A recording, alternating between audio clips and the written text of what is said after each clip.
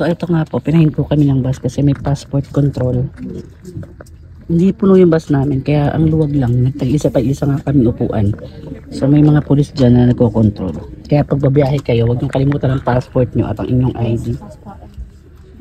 So yun lang, nasa ano na naman kami, isang oras na lang, nasa Amsterdam na kami. So yun na nga po, nakahinto kami sa biyahe dahil meron po kaming control. So sa biyahe po ngayon, hinihingi ang ID at passport. Kailangan dala niyo yung passport niyo.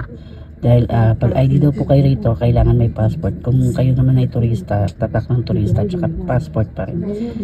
So pag wala daw po yung passport, nagkakaroon daw po ng penalty. So sa mga bumabiyahe sa susunod, lagi niyo pong dalhin yung passport niyo. So meron pong na-question dito bakit wala yung passport. Anyway, tuloy ang biyahe, pero nakahinto pa rin kami, nagche-check pa sila sa likod. At wala namang nahuli rito, open baba.